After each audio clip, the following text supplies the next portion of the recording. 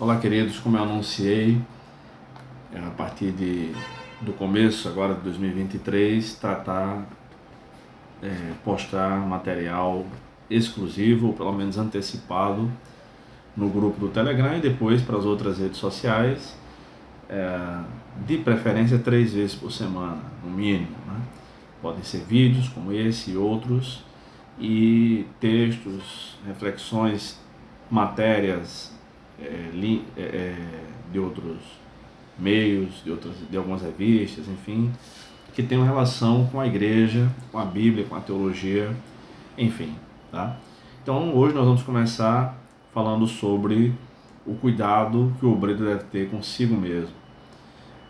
Tem cuidado de ti mesmo e da doutrina é uma das ordens de Paulo a Timóteo, presente na primeira carta, capítulo 4, verso 16. Eu quero tratar com vocês sobre 12 desses cuidados. O que significa, o que é que Paulo tem em mente quando escreveu isso, tem cuidado de ti mesmo? Muita gente tem especulado que é o cuidado disso, é o cuidado daquilo, mas eu acredito que o caminho mais seguro, e o único caminho seguro de fato, é olhar para o que o próprio Paulo mandou com que Timóteo tivesse cuidado ao longo dessa carta. Então, a cada dia um dos cuidados nós vamos ver. O primeiro cuidado é o cuidado para desenvolver o ministério com base na orientação divina ou com base nas profecias que ele recebeu. Em 1 Timóteo 1,18 diz o seguinte: dirijo essa orientação a ti, meu filho Timóteo, levando em consideração que as profecias anunciaram a teu respeito, com base nelas, trava o bom combate. Ora, mas nós não deveríamos, e Timóteo não deveria desenvolver o seu ministério com base na palavra de Deus? Claro que sim, né? Não há discordância quanto a isso. E é, aliás, o último dos assuntos que Paulo trata na segunda carta, um dos últimos assuntos sobre a palavra de Deus, que ela é inspirada e tudo mais. E àquela altura, Timóteo tinha todo o que a gente considera hoje como o Antigo Testamento, todo completado, todo escrito, embora numa divisão de livros diferente da que nós temos hoje, era uma divisão judaica, e tinha alguns livros que compõem hoje o Novo Testamento, inclusive várias das cartas paulinas, pelo menos 10 das cartas paulinas. Essa aqui deve ter sido a 11ª, pelo menos das cartas canônicas, já que Paulo também escreveu outras cartas que não entraram no cânon, tá? Então ele tinha muita coisa, muita escritura para se orientar. No entanto, mesmo assim, Paulo diz: dirige essa orientação a ti, meu filho Timóteo, levando em consideração que as profecias anunciaram a teu respeito. Com base nelas, trava o bom combate. De cara a gente vê que as profecias da nova aliança, ou a profecia, não é o ensino bíblico, porque essas profecias, no plural, foram a respeito de Timóteo, então não foram pregações sobre Timóteo, também não era ensino bíblico, né? Pregação é o que a gente chama, é o que o Novo Testamento chama basicamente de ensino ou proclamação, tá? Profecia na nova aliança sempre é uma nova informação, uma nova revelação, que não deve ser confundido com um novo evangelho, uma nova doutrina, não. É uma nova orientação para um crente, um grupo de crentes ou para a igreja local toda. Por exemplo, para um crente especificamente aqui no caso de Timóteo. Isso significa que devemos ter o devido cuidado, esse é o ponto onde eu queria chegar, para desenvolver o nosso ministério com base na palavra de Deus, obviamente, mas também com base em orientações específicas dadas por Deus. Porque, por exemplo, vamos tomar como exemplo pastores, o ministério pastoral. Nem todo pastor tem o mesmo ministério, nem deve exercer da mesma forma. A grosso modo, a Bíblia ensina como deve ser o ministério pastoral. Deve ensinar a palavra de Deus, deve visitar, deve orar por si, pelos outros, e uma série de outras questões que a gente vai ver depois. Mas Timóteo tem que cuidar dele mesmo. A gente vai falar nessa série aqui de 12 vídeos, inicialmente, sobre o cuidado consigo. Tem cuidado de ti mesmo. Comece cuidando para saber qual é de fato a vontade de Deus para você. Eu costumo dizer, conforme li num livro há alguns anos, que Deus tem uma vontade específica para cada um de seus filhos. Por exemplo, os 3 primeiros nomes mencionados em Hebreus capítulo 11, Abel, Enoque e Noé. Abel creu no Senhor e foi morto pelo seu próprio irmão. Enoque creu no Senhor, não morreu. E Noé creu no Senhor e viu o mundo inteiro morrer. Ambos creram no Senhor, mas tiveram uma relação distinta com a morte, porque essa era a vontade de Deus especificamente para cada um deles. Talvez Deus queira você ensinando, mas ensinando em seminários teológicos, pode ser, ou escrevendo, ou intercedendo durante um tempo. Isso é o que Deus te vocacionou para fazer nesse período. Então, descubra, se você já tem certeza, tenha cuidado com isso e vá adiante naquilo que é a vontade de Deus especificamente para você. Se você ainda não sabe, ore, pergunte a Deus e Ele vai te orientar em relação ao que você deve fazer. Por profecia, por sonho, por visão, ouvindo alguma voz, pelas circunstâncias, enfim, pela própria leitura bíblica, por pregações, por estudos bíblicos que você ouve, não sei. Mas o nosso Deus é vivo, Ele fala, Ele dá respostas, Ele dá orientação. Que Deus te abençoe e até a próxima. O segundo cuidado que eu percebo que Paulo escreveu para Timóteo é em relação à oração. Capítulo 2, verso 1 da primeira carta a Timóteo diz o seguinte: Antes de tudo, exorto que se façam súplicas, orações, intercessões e ações de graças por todos os homens. Timóteo deveria orar por si, pelos membros da igreja, como todo pastor, e nesse caso por todos os homens, inclusive pelas autoridades em prol da igreja. A sequência do texto segue dizendo que essa oração deve ser feita para que a igreja viva de modo tranquilo e sossegado. Basicamente isso. Então, todo obreiro cristão tem que ter o devido cuidado com o tempo de oração diário. A oração é algo que deve ser praticado diariamente pelo cristão. Lembrando das palavras do Senhor Jesus no Getsemane, 1 hora de oração é pouco tempo de oração. Ele considerou isso pouco tempo. Vocês não puderam vigiar, que significa naquele caso ali estar atentos e ir em oração nem por 1 hora. Então ele considerou 1 hora de oração pouco tempo. Nesse ritmo de vida corrida que nós levamos, a maioria de nós pelo menos, e eu me incluo nisso, e não gostaria que fosse assim, mas é a realidade, parar para passar 1 hora todos os dias em oração é meio complicado. A gente pode parar algum momento, alguns de vocês talvez possam parar mais de uma vez por dia e orar. Mas a gente não deve desprezar também a oração feita enquanto fazemos outras coisas, seguindo a orientação paulina aos Tessalonicenses de que devemos orar sem cessar. Então, enquanto a gente dirige, enquanto a gente trabalha, enquanto a gente faz afazeres domésticos, a gente pode estar em oração. E isso vai se acumulando ao longo do dia. A nossa comunhão com o Senhor vai aumentando. Então esse é o segundo cuidado. Cuidado com a sua vida em relação à oração. Timóteo deveria ter esse cuidado. Na oração nós devemos colocar todas as nossas expectativas diante de Deus, também nos lamentar se for o caso, como os salmistas faziam, mas é claro, devemos acima de tudo agradecer e também fazer nossos pedidos. Há muitas diretrizes bíblicas em relação à oração. Começar pelo Pai Nosso. Devemos bendizer o nome do Senhor, santificá-lo, pedir que o seu reino venha logo, pedir as nossas necessidades e agradecer também. É claro que a oração também está relacionada ao perdão, como no final da oração do Pai Nosso que o Senhor ensinou, tá? Então, se a gente ora, mas continua com o coração cheio de rancor e de amargura, não vai adiantar muita coisa. Que Deus tenha misericórdia de nós e que oremos.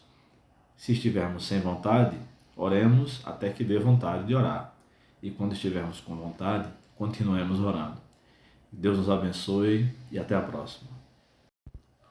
O terceiro cuidado que Paulo recomenda que Timóteo deveria tomar era ter a consciência de que ele escolheu algo bom para a sua própria vida. Conforme 1 Timóteo 3,1 diz o seguinte: esta palavra é digna de crédito se alguém almeja ser bispo, deseja algo excelente. Claro que nós sabemos das dificuldades que o ministério pastoral, digamos assim, já que pastor, presbítero e bispo são palavras equivalentes no Novo Testamento, nós sabemos das dificuldades do ministério.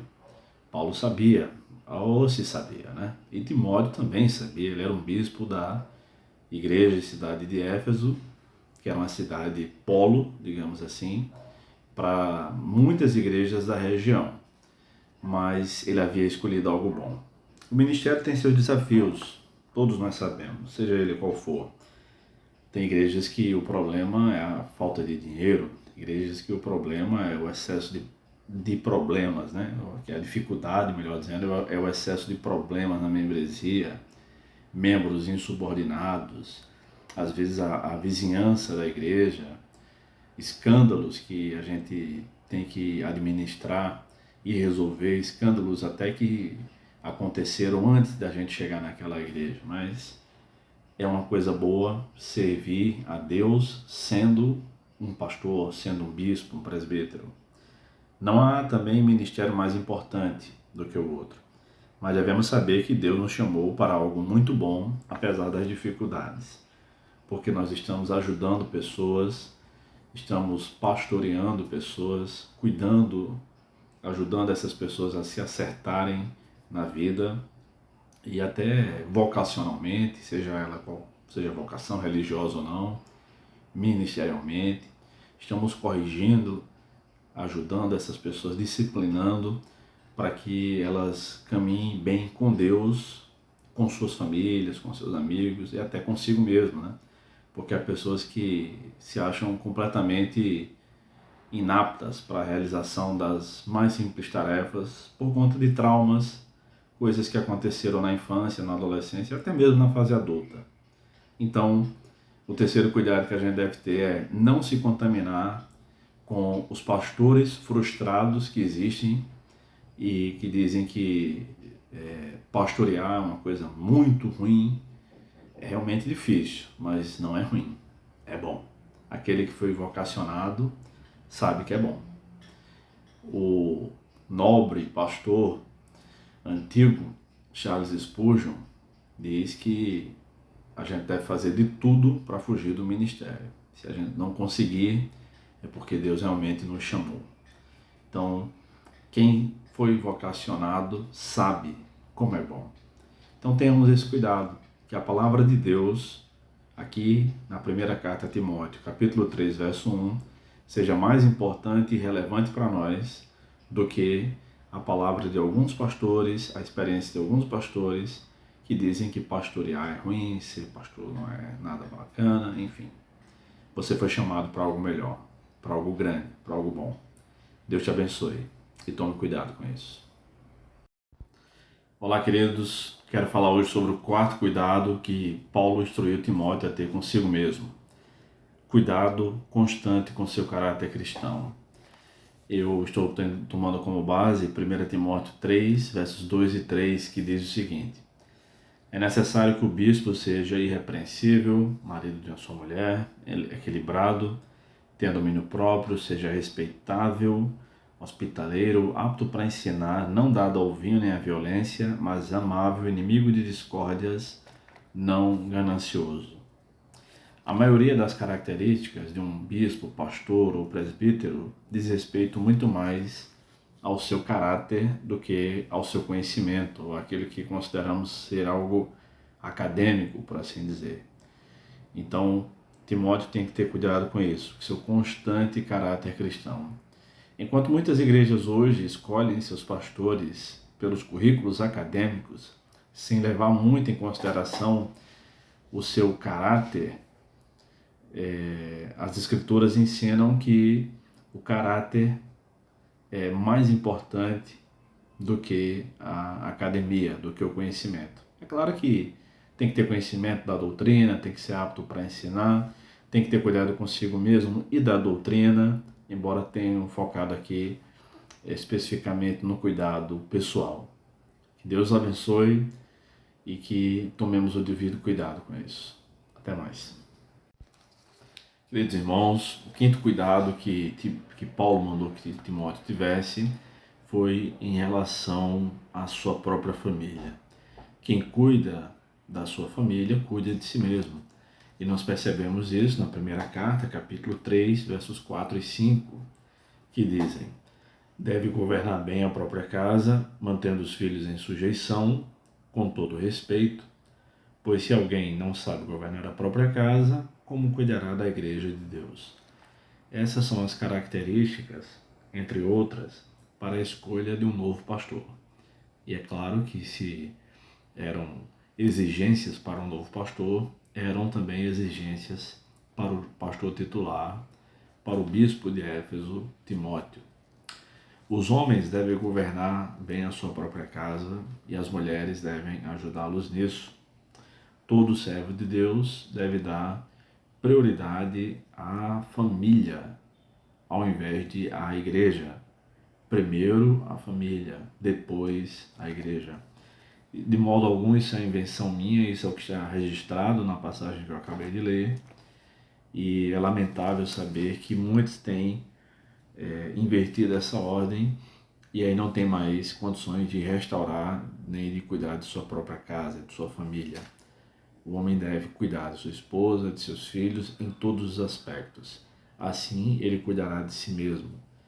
Uma casa que não vive em paz, uma família que vive em briga, será um grande empecilho para o ministério como um todo. Aliás, não só para o ministério.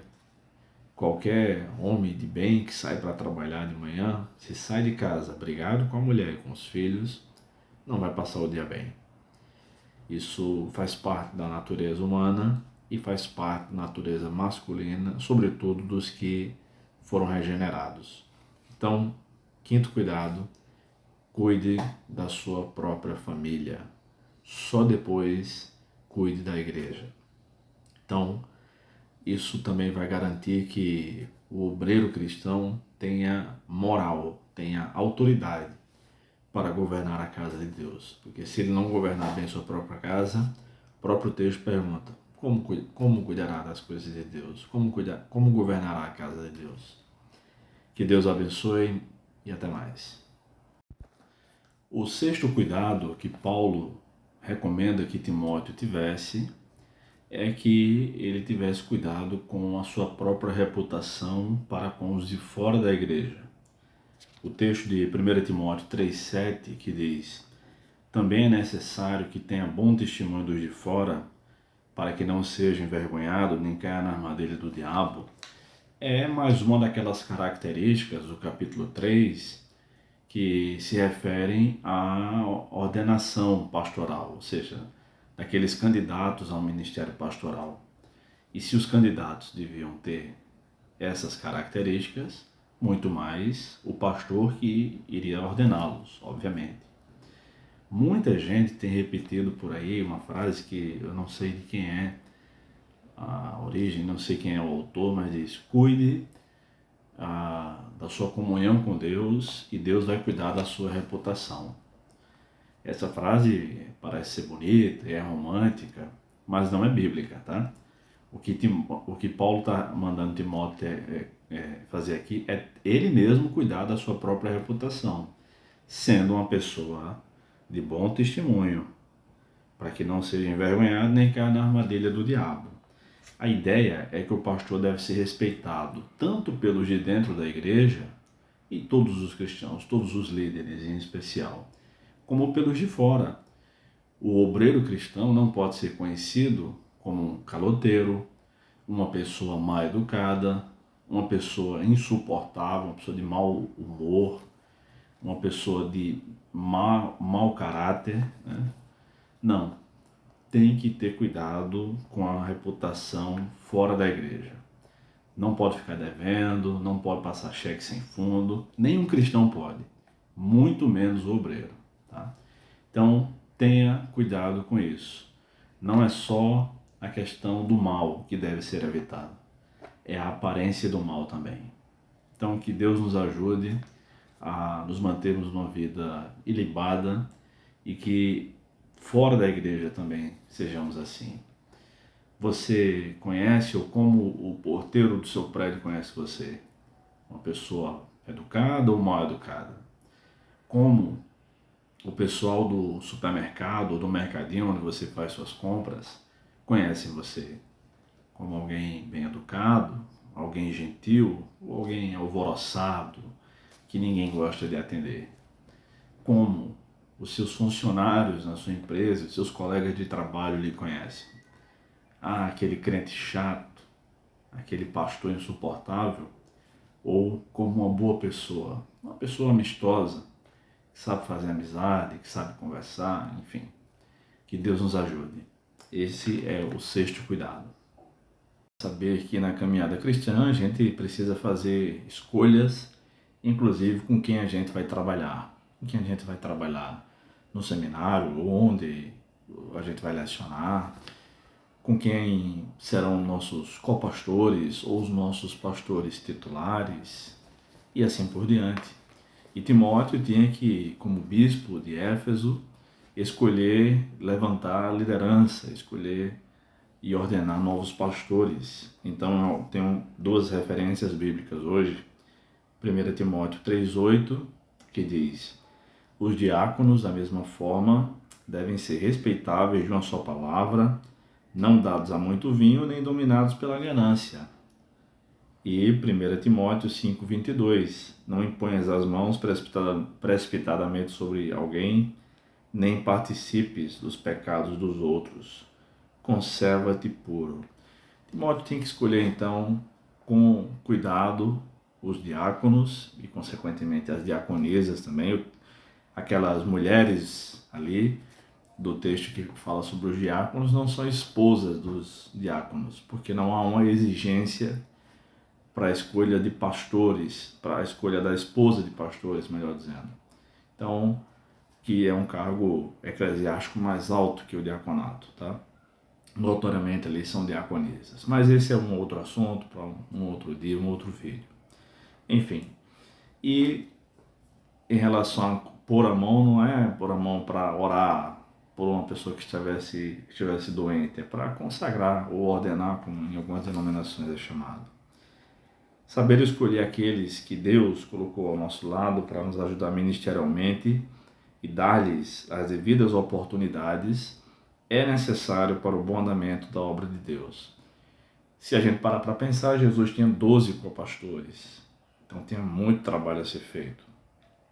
Outra questão é que o bom ministro de Cristo não pode sentir-se enciumado pelo talento de seus colaboradores ministeriais. Então é possível que escolhamos pessoas que são mais capazes do que nós, em muitas áreas, inclusive nas questões em que nós somos mais fortes. Por exemplo, se eu acho que eu sou melhor liderando, é possível que eu escolha outros líderes que tenham o dom da liderança mais latente do que o meu. Tá? Isso não tem problema. Antes, devem se alegrar, porque Deus os colocou ao seu lado para que aqueles também possam aprender com os liderados. Eu fico pensando se isso fosse um time de futebol. Imagina que a gente está jogando bola, nós somos grandes jogadoras, tem mulheres aqui que estão me vendo também.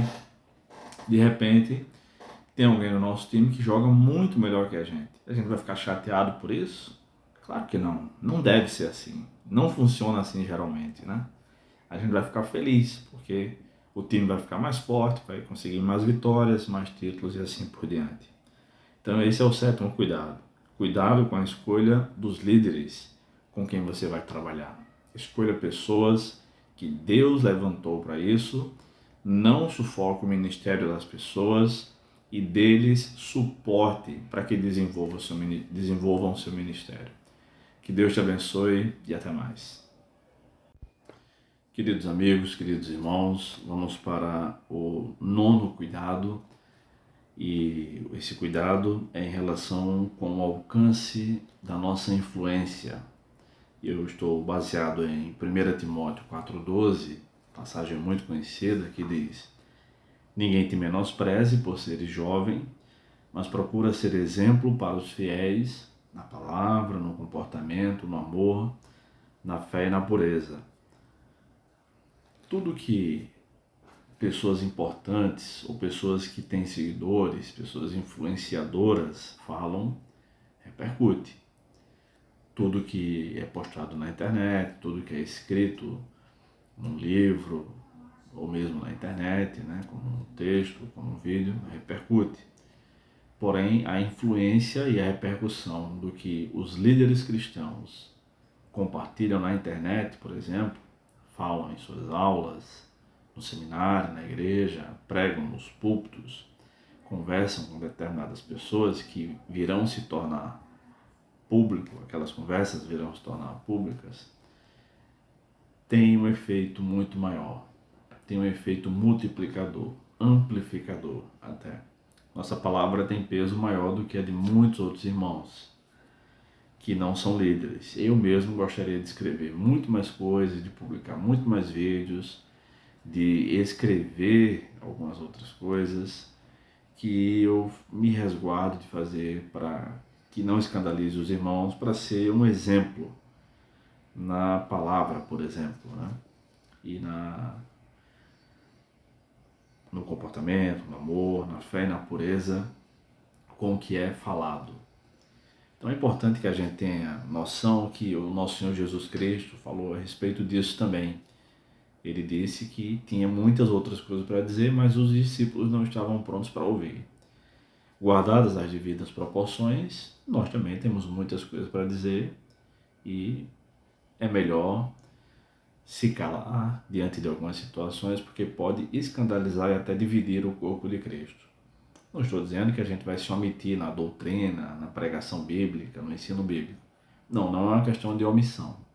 É uma questão de bom senso. Não falar tudo que a gente pensa.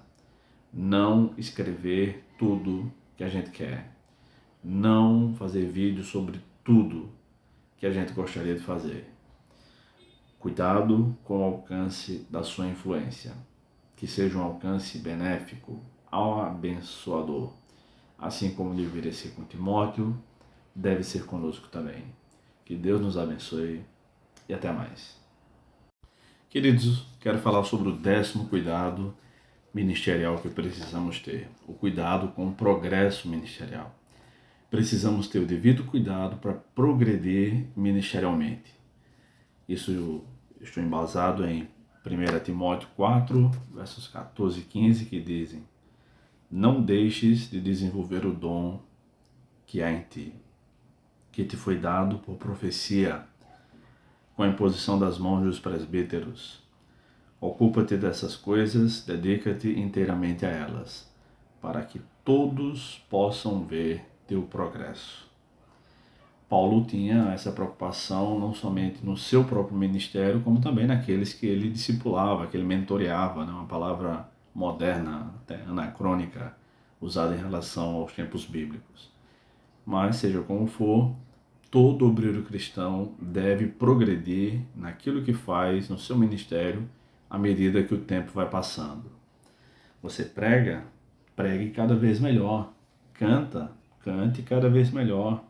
Organize a escola bíblica, faça o mesmo, melhore. Enfim, que o seu progresso ministerial seja notório a todos, para a glória de Deus, obviamente. Que todos vejam, Deus está abençoando fulano, Deus está abençoando fulana, porque busca o progresso ministerial. Faça de tudo para desenvolver o dom de Deus que é em ti. Isso acontece por meio do exercício do ministério propriamente dito. Cada vez que a gente repete um processo, a gente se aperfeiçoa naquele processo, se a gente faz de todo o coração. Então, cada vez que a gente elabora um sermão e prega, a gente vai pregando melhor. A tendência é essa para quem quer progredir, né? Mas para isso a gente precisa, tomando o sermão como base, como exemplo aqui, pode ser qualquer outro ministério, tá? A gente precisa estudar, saber como é que é elaborado um sermão, saber o tempo adequado, fazer a interpretação bíblica, as aplicações, a entonação vocal e assim por diante. faça o mesmo com o seu ministério. Lidere com cada vez mais zelo, para que todos vejam o seu progresso. Deus te abençoe e te ajude a progredir. Que daqui a 5 ou 10 anos você seja 5 ou 10 vezes melhor naquilo que faz hoje. Deus te abençoe. O 11º cuidado ministerial, que eu gostaria de falar, é sobre o cuidado com a própria saúde. Eu poderia ter tratado isso aqui junto com o exercício físico, mas eu quis tratar à parte, porque para não ficar muito longo, enfim. Em 1 Timóteo 5,23, Paulo escreveu o seguinte: por causa do teu estômago e das tuas dores frequentes, não bebas apenas água, mas também um pouco de vinho. Então a gente sabe por essa passagem que Timóteo tinha constantes dores, constantes doenças e tinha dores no estômago, né? E para tratá-lo, Paulo acabou prescrevendo um tipo de receita, né, comum na época, pelo que parece, e Timóteo deveria cuidar da sua saúde, cuidar do seu estômago e das constantes enfermidades. Bem, ninguém quer ficar doente ou viver doente, ainda mais a gente que vive trabalhando no ministério cristão, tem que sempre falar em público, na maioria dos casos, né, pelo menos dos que estão me vendo, e a gente precisa cuidar da nossa saúde. Então é bom ter cuidado com a saúde, ter cuidado com aquilo que Deus nos deu, porque somos mordomos do nosso próprio corpo. Você anda cuidando da sua saúde adequadamente? Tem descansado adequadamente? O cristão não está livre de nenhum tipo de doença. Não está livre. Portanto, se adoecer, deve se cuidar. E antes que adoeça, deve se prevenir. E faça o que for necessário para prevenir doenças. Sabe que é alérgico? Então tome cuidado com poeira, por exemplo, né? Sol muito forte. Sabe que não pode beber água gelada? Evite beber água gelada, né? Sabe que não tem a força necessária para carregar determinado peso? Então evite, senão vai machucar os braços, enfim. Se você não se cuidar, estará desobedecendo princípios bíblicos. Aí eu pergunto, qual foi a última vez que você fez um exame de vista, colheu sangue para fazer um exame de sangue, check-out completo, né? E as suas dores de cabeça, tem cuidado delas? Enfim, tenha cuidado com a sua própria saúde. Não é que a gente vai tomar água com vinho e vai resolver o nosso problema. Não, aqui é um exemplo. Foi o que aconteceu com Timóteo, tá? Mas cada um sabe onde o sapato aperta. Tenha cuidado da sua própria saúde. Às vezes eu vejo casos na televisão, na internet, de pessoas que infartaram e depois de se recuperarem, eram pessoas sedentárias, infartaram, fumantes, faziam bebida, uso de bebida alcoólica e, de repente, depois de infartar, pararam com álcool, pararam com fumo e passaram a fazer atividades físicas.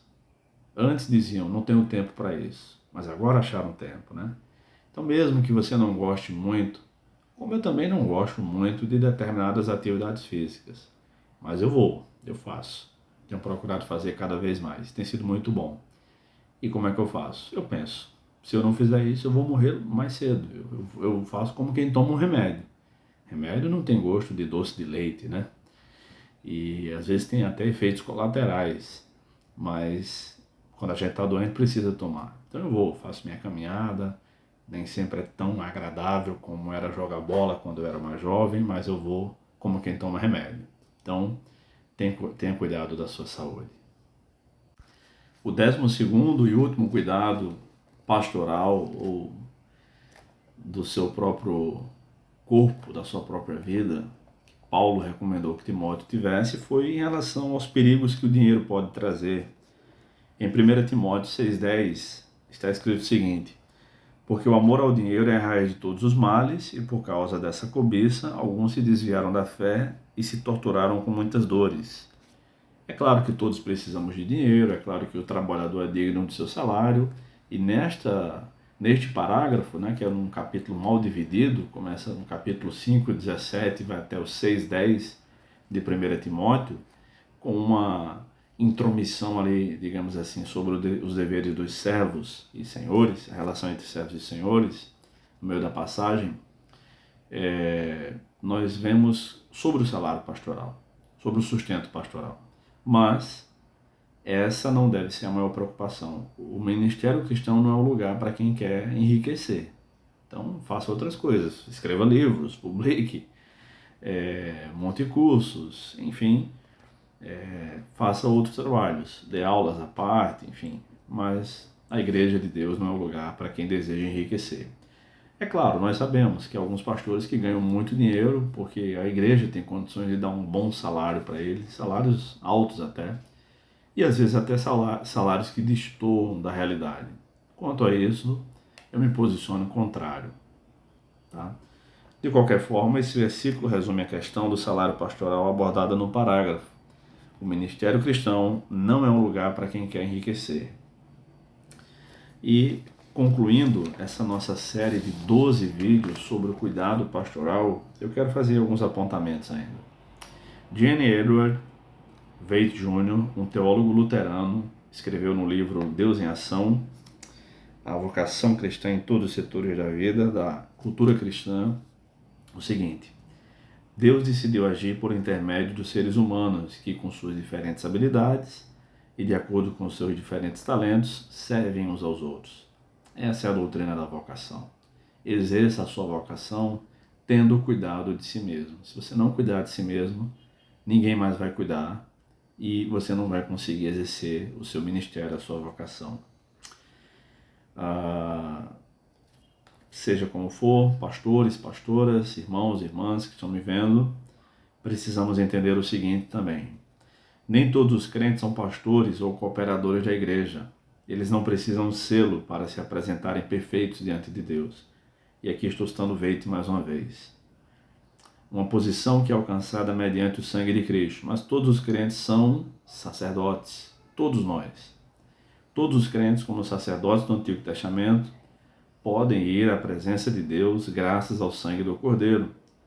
Todos os crentes podem manusear coisas sagradas, como a Bíblia, procedimento anteriormente negado aos leigos pela Igreja Católica, né? Todos podem proclamar o Evangelho para aqueles que precisam de sua mensagem salvadora. O sacerdócio de todos os crentes significa que todos os cristãos desfrutam do mesmo acesso a Cristo e são espiritualmente iguais diante dele. Quando ocorre a despressurização num voo e as máscaras caem para que nós consigamos respirar, a recomendação é que nós devemos colocar primeiro em nós, só depois no outro que está do nosso lado, que precisa da nossa ajuda, seja uma criança, um doente, um idoso, enfim.